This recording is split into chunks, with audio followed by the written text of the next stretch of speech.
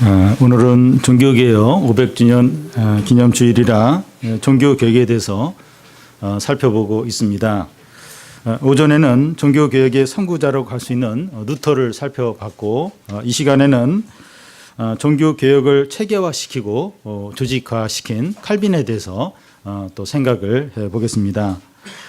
루터가 칼빈보다 26세가 더 많았는데, 루터가 비텐베르크 교회문에 95개 항목의 반박문을 이렇게 붙일 때 칼빈은 8살이었습니다. 루터와 칼빈의 차이는 루터는 칼빈에 비해서 더 독창적이고 강력하고 온화하고 대중적이었다면, 칼빈은 좀 더 신학적이고 논리적이고 체계적이고 조직적이고 통치력이 있다고 이제 할 수 있습니다.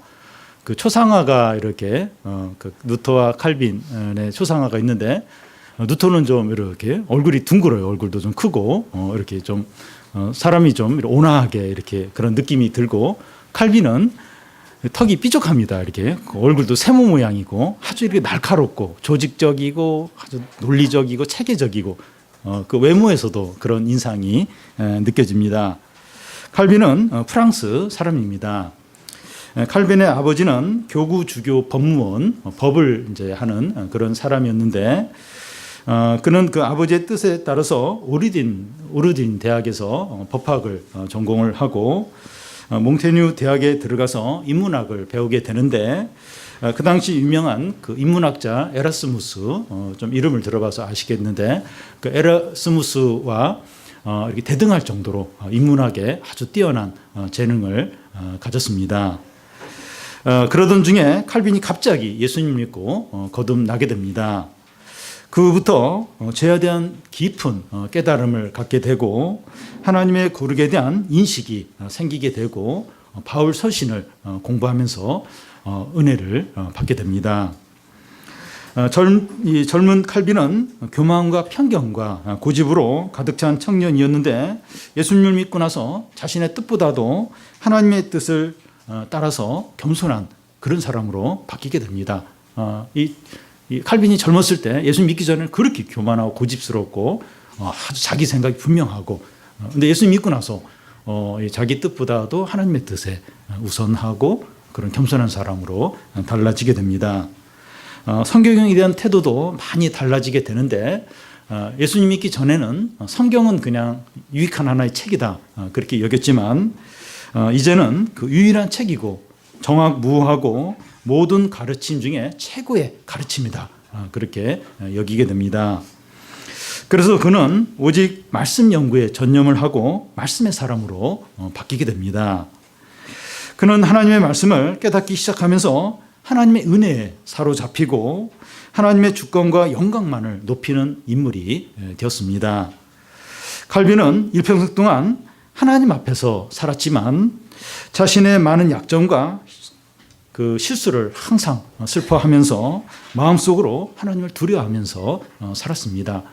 칼빈의 이런 어떤 글들 보면 이런 하나님의 영광과 이름만을 높이고 자신을 한없이 이렇게 낮추고, 굉장히 똑똑한 사람이에요. 굉장히 논리적이고 체계적이고 아주 지적인 사람인데 자신을 한없이 낮추면서 겸손한 그런 모습들을 느낄 수 있습니다. 칼빈의 대표적인 책은 유명한 기독교 강요입니다. 기독교 강요는 그 사도신경의 순서대로 쭉 이렇게, 그리고 자신이 어떻게 체험하게 어떻게 거듭나게 되었는가, 그걸 이렇게 신학적으로 쭉 이렇게 풀어서 쓴 책이 기독교 강요인데요. 경건과 구원에 대한 모든 교훈과 경건하게 살고자 하는 모든 사람에게 매우 유익하고 가치 있는 책입니다. 보통 그 기독교 강요가 3권으로 이렇게 두껍게 나와 있고, 그래서 오래된 번역이라 조금 읽기가 어렵긴 합니다. 근데 최근에 쉬운 기독교 강요, 요약 기독교 강요라고 해서 이렇게 좀 쉽게 요약된 기독교 강요가 그 책이 많이 나와 있는데, 참 경건에 대해서 알고 싶고 또 구원의 진리에 대해서 알고 싶은 분들은 이 기독교 강요가 얼마나 유익하고 좋은 책인지 모릅니다. 칼빈은 이 책에서 그 말씀과 성령의 관계에 대해서 말하고 있는데, 말씀을 바르게 선포되는 곳에 성령이 역사를 한다는 겁니다.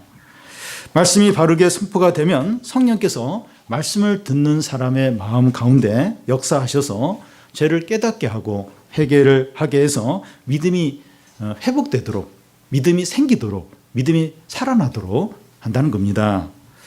그래서 부흥은 이 말씀이 바르게 선포되는 곳에 있다는 겁니다. 그러니까 기독교 역사를 보면 이게 부흥을 이야기하면서 많은 어떤 이야기들이 있어요. 이렇게 막 신비적인 방법, 뭐 기도를 많이 해야 된다, 또 찬양을 많이 해야 된다, 또 뭐 어떤 이렇게 체험을 해야 된다. 그러면서 막 이렇게 어떤 그 이야기를 많이 하는데, 물론 그런 기도나 찬양이나 다 중요해요. 그런 걸 통해서도 성령이 역사하고 부흥이 올 수가 있습니다. 근데 이 성경이 말하는 이 부흥은 하나님의 말씀이 바로 선포가 될 때 성령이 역사하는 거예요. 성령이 역사하면서 부흥이 온다는 겁니다. 오늘 우리가 믿고 있는 것도 이제 이거죠. 우리랑 똑같은 그런 믿음을 이제 칼빈이 이야기했고, 또 우리가 또 그것을 받아서 우리도 계속 그것을 믿고 그렇게 하고 있습니다. 칼빈은 이 프랑스 사람이지만 종교적인 박해를 피해서 스위스 제네바에서 사역을 합니다. 제네바가 이 카톨릭의 영향하에 있을 때는 그 일반 사람들이, 평민들이 무슨 말인지도 모르는 라틴어를 들으면서 라틴어로 예배를 드렸지만, 칼빈은 평민들이 사용하는 불어를, 프랑스 불어를 사용해서 예배를 드렸습니다. 그 전까지 제네바는 이 카톨릭 미사를 진행하는 것을 보는, 이렇게 지켜보는, 미사를 하는 그런 걸 지켜보는 예배를 드렸다면, 칼빈은 오늘날 우리가 드리는 예배처럼 말씀을 듣는 그런 예배로 바꿨습니다. 그래서 예배를 드려도 무슨 얘기인지 모르는 어떤 라틴어 이상한, 그러니까 일반 사람들이 못 듣는 그런 예배가 아니라 직접 들을 수 있는 그런 말로 예배를 드리고, 보는 예배가 아니라 이제 듣는 예배, 말씀을 듣는 그런 예배로 이제 칼빈이 제네바에서 이제 그렇게 바꿨습니다. 근데 오늘날 사람들이 자꾸 무슨 드라마 예배, 막 보는 예배를 자꾸 이렇게 그런 게 어떤 굉장히 좋은 어떤 예배 방법인 것처럼 그렇게 이제 이야기를 하고, 또 그렇게 시도를 하고, 요즘은 좀 뜸하긴 한데, 그러니까 다시 이렇게 옛날에 그 잘못된 그 방법으로 돌아가는 거예요. 듣는 예배가 아니라 이제 자꾸 보는 예배, 그런 쪽으로 바뀌어 가고 있는데, 그건 이제 그 바른 어떤 예배 방식이 이제 아닌 겁니다. 그리고 주일날만 예배를 드리는 것이 아니라 하루에 3번씩 예배를 드렸습니다. 상업은 언제 했는지 모르겠지만 어쨌든 하루에 3번씩 예배를 드린 겁니다. 새벽에 예배 드리고, 점심 먹고 예배 드리고, 또 저녁에 예배 드리고, 어떻게 먹고 살라고 하는 건지. 근데 어쨌든 제네바에서는 3번씩 이 칼빈이 예배를 드렸고, 이 제네바 시민들이 와서 예배를 하루에 3번씩 드렸습니다. 그러자 제네바 사람들 안에 회개 운동이 일어나고 놀라운 부흥이 제네바에서 일어나게 됩니다.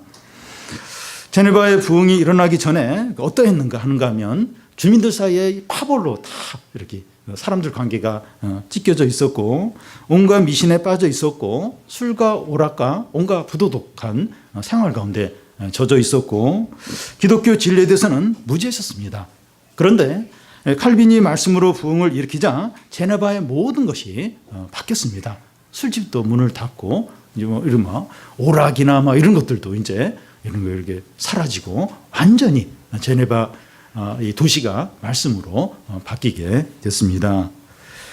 칼빈의 제네바 이 부흥 운동은 말씀으로 도시나 나라가 완전히 바뀔 수 있다, 변할 수 있다 하는 것을 보여줬습니다.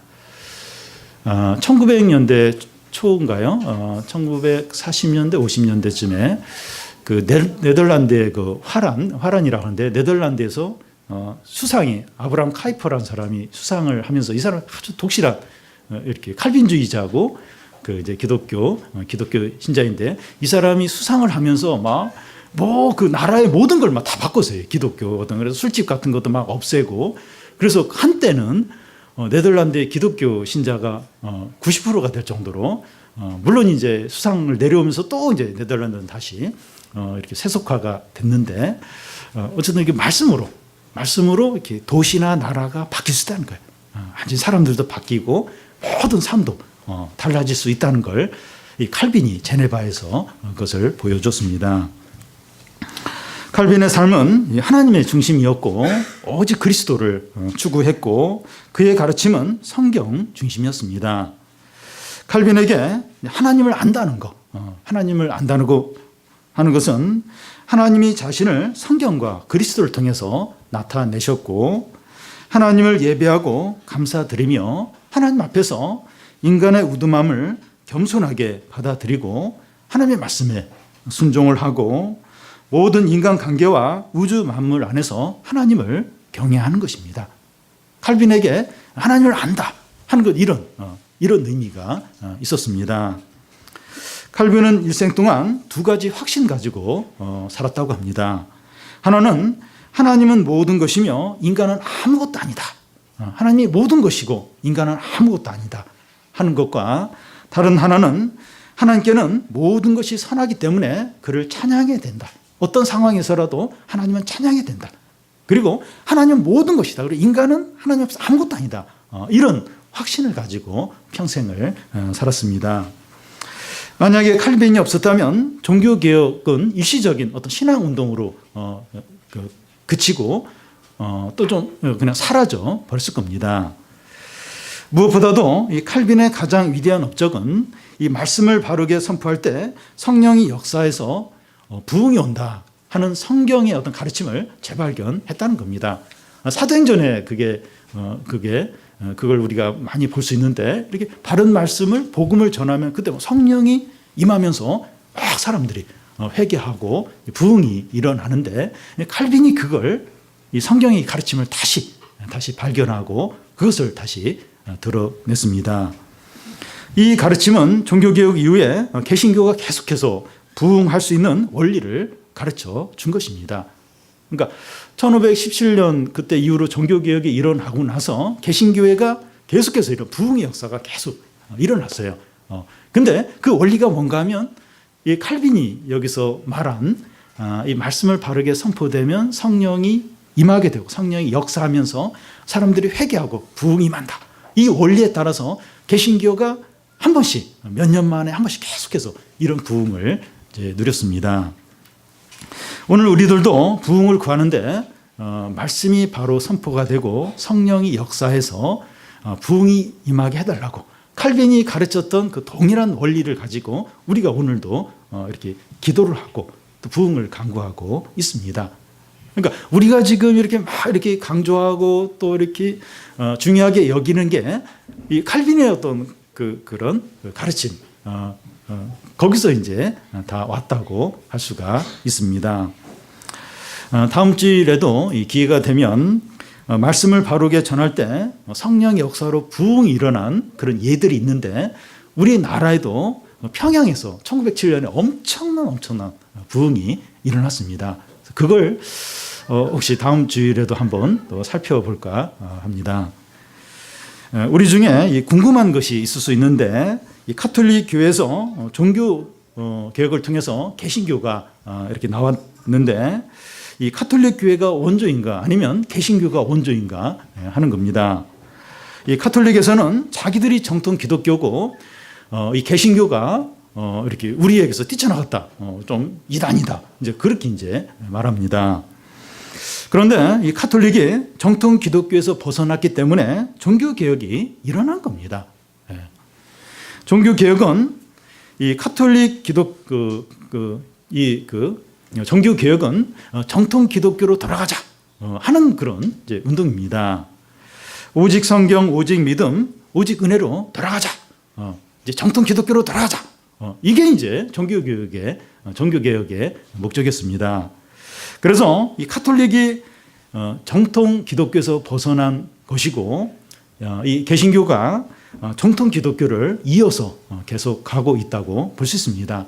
물론 지금 이 개신교도 좀 이렇게 계속 이렇게 믿음으로 이렇게 잘 가야 되는데 지금 막 길을 잃고 막 이렇게 헤매고 있는 건 사실이에요. 그런데 그러니까 이 기독교 그 역사에서 보면 이 가톨릭 교회가 이 정통 기독교에서 벗어났어요. 그래서 종교개혁이 일어났고, 그래서 거기서 이제 종교개혁과 함께 개신교가 시작이 됐는데, 이 개신교가 이제 정통 기독교의 그 맥을 잇고 있다고 할 수가 있습니다. 이 시간 살펴볼 신명기 말씀도 같은 것을 말씀하고 있다고 볼 수 있습니다. 15절부터 그 18절까지 한 절씩 교대로 읽겠습니다. 보라, 내가 오늘 생명과 복과 사망과 화를 내 앞에 두었나니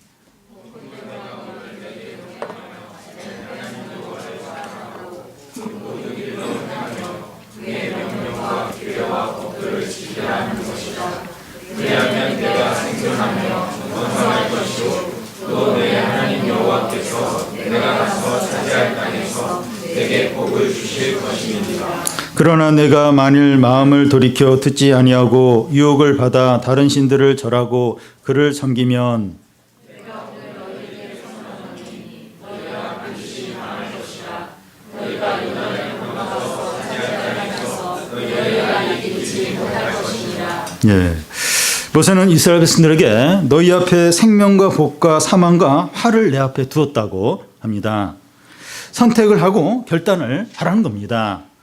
너희가 하나님을 사랑하고 언약의 길을 행하고 모든 말씀을 지키면 생존하고 번성하고 가나안에 들어가서 축복을 받는다는 겁니다. 그런데 너희 마음을 돌이켜 말씀을 듣지 않고 유혹을 받아서 다른 신을 섬기면 반드시 망하고 가나안에 들어가서 다른 나라에 포로로 끌려가게 된다는 겁니다. 여기서 보면 이 무조건 말씀을 지키라고 하지 않고 하나님을 사랑하라고 먼저 말합니다. 하나님을 사랑하면 말씀을 지키는 것이 어렵지 않다는 겁니다. 그런데 이 사랑을 하려면 선택을 해야 됩니다. 남녀 관계에서도 그 사랑을 하려면 선택을 해야 됩니다. 한 여자가 두 남자를 함께 사랑할 수는 없고 한 남자를 사랑하면 다른 남자를 포기를 해야 됩니다. 사랑하려면 선택을 해야 됩니다. 예수님께서도 그 하나님과 재물을 겸하여 섬길 수 없다고 하면서 재물을 사랑하면 하나님을 소홀히 여겨야 되고 하나님을 사랑하면 재물을 소홀히 여겨야 한다고 했습니다. 그래서 하나님을 사랑하려면 다른 걸 내려놔야 돼요. 그래야 하나님은 전심으로 사랑할 수 있게 됩니다. 여러분, 그래서 하나님을 사랑하는 게 힘들어요. 우리는 자꾸 다른 거랑 같이 사랑하려고 해요. 그건 이제 사랑이 아니에요. 근데 다른 거 내려놓고 하나님만 사랑한다는 게 쉽지가 않습니다. 그런데 하나님을 선택하고 하나님만을 사랑하라는 겁니다. 그러면 이 말씀을 지키는 게 어렵지가 않아요. 여러분, 이렇게 사랑하지 않으면서 뭔가를 하는 게 어려운 거예요. 왜? 하나님을 사랑하지 않으면서 말씀을 지키려고 하니까 너무나도 어려운 겁니다. 근데 하나님을 사랑하면 말씀을 지키는 게 그렇게 어렵지가 않아요. 그러면 또 하나님의 축복을 이제 받게 되는 겁니다. 여러분, 하나님을 사랑하고 말씀에 순종해서 생존과 번영과 축복을 받는 것과 하나님을 버리고 우상을 섬겨서 이 망하고 다 빼앗기는 것 중에서 어느 것을 선택해야겠습니까? 하나님을 사랑하고 순종해서 생존하고 축복을 받는 것과 하나님을 사랑하지 않고 말씀에 불순종해서 다 빼앗기고 하는 것 중에서 어느 걸 선택을 해야 되겠습니까?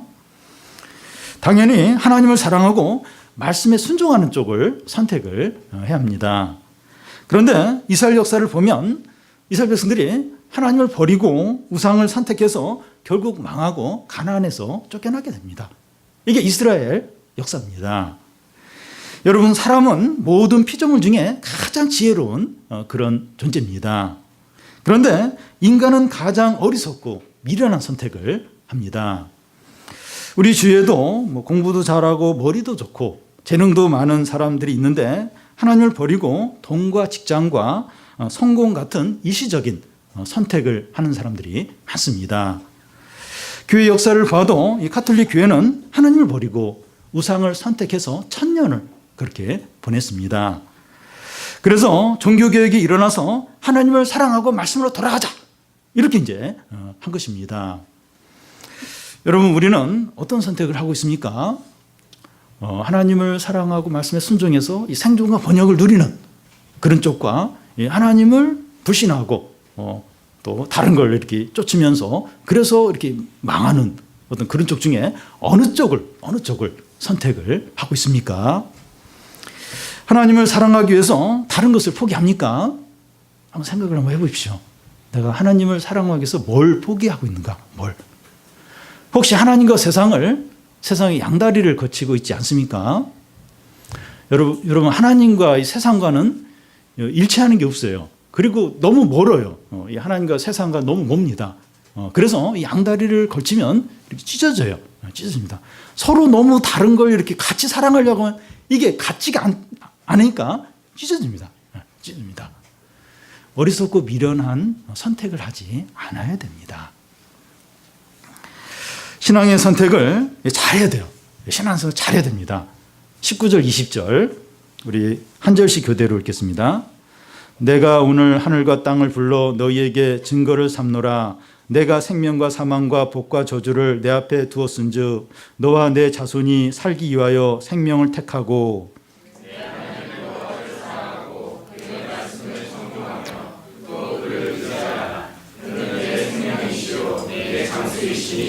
여호와께서 내 조상 아브라함과 이삭과 야곱에게 주리라고 맹세하신 땅에 내가 거주하리라. 너와 내 자손을 위하여 생명을 선택하라는 겁니다. 하나님을 선택하는 것은 생명을 선택을 하는 겁니다. 하나님을 선택한다. 이건 그 생명을 선택하는 겁니다. 루터나 칼빈이나 쭈빙글리나 멜랑톤이나 존 낙스 같은 사람들이 다 이렇게 종교개혁자들인데 이런 사람들이 종교개혁을 일으킨 이유는 살기 위해서입니다. 하나님께 돌아가는 것이 사는 길이기 때문입니다. 어떻게 하는 게 사는 길인가? 하나님을 선택하는 거다. 우리 그쪽을 선택하자. 그래서 많은 이 종교개혁자들이 일어났고 많은 사람들이 또 그 종교개혁자들의 가르침을 따라서 그 길로 갔습니다. 그게 이제 사는 길이에요. 하나님을 선택하는 게 사는 길입니다. 하나님을 사랑하고 의지하고 그의 말씀에 순종하면 그가 내 생명이고 장수이고 축복이라는 겁니다. 여러분 우리가 이 하나님을 선택하여 그를 사랑하고 의지하고 순종하는 것을 두려워하지 마시기 바랍니다. 두려워요. 이 하나님을 선택을 돈을 선택하면 좀 안심이 되는데 이 하나님을 선택할 때 두려워요. 하나님 말씀에 순종할 때 나 망하는 거 아니야? 나 이렇게 수치 당하는 거 아니야? 두려워요. 근데 두려워하지 마십시오. 왜냐하면 하나님이 생명이시기 때문이죠. 하나님은 생명입니다. 여러분, 이 자녀의 성적이 올라가지 않고 경제적으로 어렵고 또 직장이 불안하고 또는 실직을 하게 되고 사업이 힘들고 취업이 안 되고 질병이 있다고 해서 죽는 것은 아닙니다. 어렵죠. 힘들죠. 근데 죽는 것은 아닙니다. 돈이 없어요. 돈이 없는 것이고 몸이 아픈 것이고 성적이 안 좋은 것이지 죽은 것이 아닙니다. 근데 직장이 없는 거예요. 없는 거 아직 못 구한 것이지 지금 죽은 것은 아닙니다. 그리고 이런 힘든 상황은 얼마든지 달라질 수 있어요. 상황은 계속 바뀌어요. 지금 상황이 좋더라도 나빠질 수 있고 또 나쁘더라도 좋아질 수 있고 이 상황은 계속해서 이제 달라지게 됩니다. 중요한 것은 우리가 하나님을 사랑하고 의지하고 순종할 때 생명 가운데 있다는 겁니다. 하나님의 생명 가운데 있는 거예요. 하나님의 생명 가운데서 청소년들 같은 경우는 성적이 이렇게 떨어지는 거예요. 그리고 경제적으로 어려운 겁니다. 하나님의 생명 가운데서 지금 몸이 안 좋은 거예요. 하나님의 생명 안에서 이렇게 넘어지기도 하고 엎어지기도 하고 다시 일어나기도 하고 생명 안에서 하나님 생명 안에서 하나님의 보호 가운데서 하나님의 은혜 가운데서 엎지락 듭지락 하는 겁니다. 그런데 하나님 없이 돈과 직장과 성공과 좋은 성적으로 살아가지만 죽음과 저주 가운데 살아가는 사람들이 많다는 겁니다. 죽음과 심판에 결정된 가운데 돈과 직장과 성공이 무슨 의미가 있겠습니까? 예를 들어서 이제 병원에서 시한부 한 달 아니면 6개월 이내에 더 이상 살 수 없다. 그 사람에게 이렇게 사회적인 명성이나 재산이나 그게 무슨 의미가 있겠습니까? 우리 이건희 회장이 지금 재산이 우리나라에서 제일 많아요. 10조 원이라 그러던가, 괜히 이제 엄청나게 많아요. 근데 지금 의식이 지금 없어요. 그 10,000원도 못 씁니다. 자기 나름대로 10만 원도 못 쓰고, 그게 무슨 의미가 있느냐 하는 겁니다. 돈이고 성공이고 사람이 살아야 의미가 있지 않습니까? 여러분, 신앙은 삶과 죽음의 문제입니다. 가장 본질적인 문제입니다. 우리가 하나님을 사랑하고 의지하고 순종할 때 생명과 장수와 축복이 보장이 된다면 염려할 것이 뭐가 있습니까? 물론 힘들죠. 고생합니다. 어려워요. 그런데 이 생명과 장수와 축복이 보장된 가운데 우리가 여러 가지 어려움을 겪는 겁니다. 크게 너무 크게 막 절망하면서 그럴 일은 아니에요. 물론 힘들죠. 어려워요. 어려운데 죽은 것이 아니에요. 하나님의 생명과 장수와 축복 가운데서 이런저런 어려움을 겪고 있다는 겁니다. 너무 두려워하지 말라는 겁니다. 오늘 종교교회 500주년 기념하는 주일인데, 요즘에 우리가 속한 개신교는 천주교보다 세상 사람들로부터 더 불신을 받고 있습니다. 그러니까 천주교는 이렇게 바른 진리에서 떠났어요. 그러면서 그냥 이렇게 선행을 해야 된다. 그러니까 사람들이 생각하는 것보다 조금 더 나은, 그걸 이제 중요하게 여기고, 그걸 이제 이렇게 추구하면서 산다고 할 수 있는데, 그런데 우리 개신교는 그 하나님의 은혜와 말씀을 중요하게 여깁니다. 또 그것을 위해서 산다고 그렇게 또 말을 하고 또 그렇게 살려고 해요. 그런데 하나님의 은혜와 말씀을 위해서 사는, 그걸 모든 것으로 사는 그 개신교 신자들이 말씀과 은혜를 떠나면 더 상식보다도 더 못한 그런 취급을 받을 수밖에 없다는 겁니다. 참 이 종교개혁의 그 영광과 그 엄청난 그 은혜를 누린 개신교 신자들이 그 은혜와 말씀과 믿음을 저버리고 세상을 쫓아가면서 참 얼마나 많은 비웃음을 당하고 또 무시를 당하고 불신을 당하는지 모릅니다. 그 이유가 500년 전 종교개혁의 정신을 다 잊어버리고 세상을 쫓고 있고 말씀과 상관없이 살아가고 있기 때문입니다. 다른 이유가 아니에요. 다른 이유예요. 종교개혁의 정신을 잃어버렸습니다. 세상을 쫓고 있어요. 말씀대로 안 살고 있습니다. 한국교회가 그러하고 우리도 그럴 수 있습니다. 어리석고 미련하게 살고 있습니다. 네. 어리석죠. 미련합니다. 하나님을 선택하지 않고 세상을 쫓아가는 겁니다. 말씀보다 돈을 더 사랑하는 거예요. 어떻게 그렇게 할 수 있는가? 어떻게 하나님보다 돈을, 직장을, 세상 재미를, 세상 쾌락을 어떻게 그 헛된 걸 더 사랑할 수 있냐? 그렇게 하고 있어요. 그렇게 하고 있습니다. 얼마나 어리석고 미련하게 행하는지 모릅니다. 우리는 다시 종교개혁 정신으로 돌아가야 합니다. 오직 성경, 오직 믿음, 오직 은혜로 돌아가는 것입니다. 우리는 오직 이러면 좀 거부감이 생겨요. 그냥 좀 이렇게 그냥 믿음으로 살고 그냥 은혜 그냥 살면 되는 거지. 오직. 근데 오직입니다. 오직. 하나님은 마음과 뜻과 정성을 다해서 사랑하라고, 나를 사랑하라고 그렇게 하셨습니다. 그냥 다른 것도 사랑하고 나는 조금 더 이렇게 생각해주고 그런 식으로 하지 않으셨습니다. 우리가 오직 성경, 오직 은혜, 오직 믿음으로 돌아가야 됩니다. 이것이 사는 길이에요. 이게 사는 길입니다. 여러분, 이 생명과 관계되는 걸 적당히 할 수 있습니까? 아주 이렇게 그 중요한 어떤 수술이나 치료를 앞두고 주사를 놓는데 그냥 적당히 아무거나 놔달라고 그렇게 할 수 있습니까? 꼭 이렇게 치료가 되고 꼭 이렇게 몸에 병을 낫게 해줄 수 있는 그런 주사와 치료를 받아야 되죠. 이 간호사나 의사가 실수해가지고 엉뚱한 거, 병을 악화시키는 거, 그러면 큰일 나죠. 우리는 아주 이 신앙에 대해서 분명해야 됩니다. 어떻게 하는 게 사는 길인가? 어떻게 사는 길인가? 어떻게 하는 게 이 생명을 누리는 길인가? 그걸 이제 딱 선택하고 그걸 이제 전심으로 붙들어야 됩니다. 하나님을 사랑하고 의지하고 순종하시기 바랍니다. 그래서 하나님의 생명과 축복과 은혜를 풍성하게 누리는 우리 성도들이 다 되시기를 바랍니다.